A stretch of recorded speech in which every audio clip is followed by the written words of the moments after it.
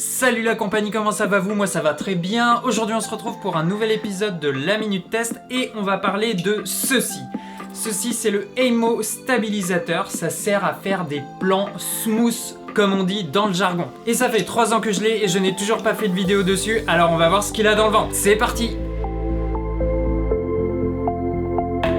Le Aimo stabilisateur, il est produit par le fabricant Aimo, qui vend également d'autres accessoires au niveau de la caméra, des rig épaules, des matbox ou encore des follow focus, tout ça à un prix d'entrée de gamme. Le stabilisateur Aimo, c'est un stabilisateur mécanique, contrairement à par exemple un Zhiyun qui est un stabilisateur électronique. Il est fabriqué en fibre de carbone, offrant le parfait mix entre robustesse et légèreté. Il est constitué d'une poignée pourvue d'un caoutchouc rendant la prise plus agréable. Dans le prolongement de la poignée, on retrouve le cardan ou encore le gimbal permettant une stabilisation sur 3 axes. À son sommet, on a un plateau de montage, ce qu'on appelle le top stage, et qui va venir accueillir la caméra. Le dispositif comporte 2 vis de réglage, une qui permet d'ajuster horizontalement le plateau, il est d'ailleurs accompagné d'un repère millimétré pour plus de précision, et une autre vis pour régler le plateau dans la profondeur pour éviter qu'il tangue à gauche ou à droite. Au milieu, on retrouve la colonne en fibre de carbone. On peut modifier la longueur pour mieux l'équilibrer. Celui-là est extensible jusqu'à 60 cm. À sa base, on a le socle avec les contrepoids. L'ensemble de ces composants forme ce qu'on appelle le sled. Sans contrepoids, le Aimo stabilisateur pèse environ 810 grammes et les contrepoids, eux, pèsent au total environ 780 grammes. Donc on a 100 grammes pour les plus petits poids et 180 grammes pour les plus lourds. Une fois replié au maximum, le stabilisateur atteint une taille de 37 cm.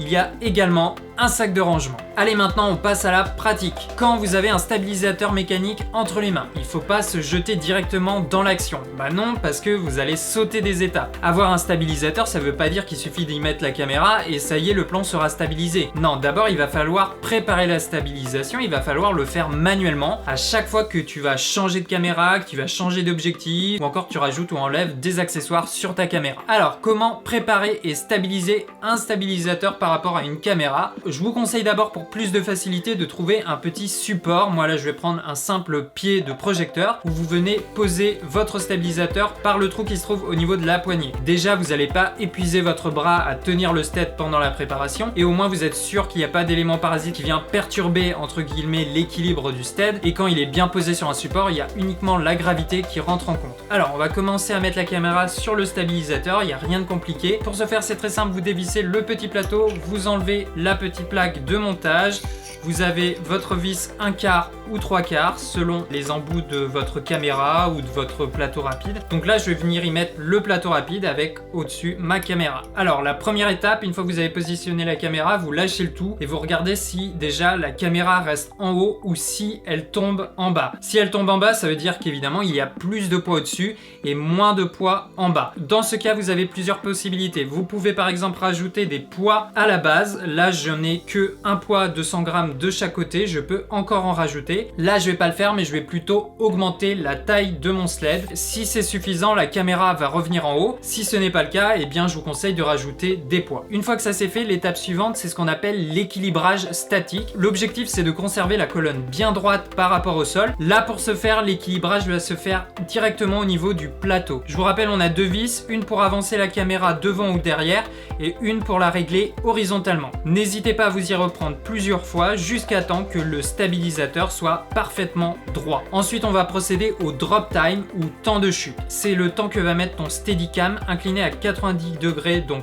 horizontalement, pour revenir à la verticale. Sur certains steads professionnels, on peut déplacer le gimbal, la petite partie avec les 3 axes stabilisés, on peut le déplacer tout le long de la colonne, ce qui va encore jouer sur l'équilibrage et qui va influencer le drop time. Là, présentement, avec ce stabilisateur, je ne peux pas le déplacer. Donc là, je vais devoir jouer sur la taille de ma colonne, l'augmenter ou la diminuer selon le drop time que je souhaite obtenir. Généralement, on règle le drop time aux alentours de 2 à 3 secondes. Ça va être vraiment propre à chaque utilisateur selon les sensations et peut-être le type de scène et de plan que tu auras à filmer. Plus le drop time est long et plus le stabilisateur va être sensible, il aura un comportement homogène. Par contre, le moindre changement d'équilibrage va venir décupler son effet. Et plus le drop time sera court et plus le stabilisateur va être rigide et il faudra beaucoup plus de force pour le manœuvrer freiner et compenser les problèmes d'inertie, ce qui peut jouer sur la stabilisation. Là, mon drop time est un peu court, ça veut dire qu'il y a trop de points en bas. Je vais donc remonter légèrement la colonne pour essayer d'être entre 2 et 3 secondes. Voilà, on est plutôt pas mal. Maintenant, on finalise l'équilibrage en vérifiant que la colonne soit bien droite et perpendiculaire au sol.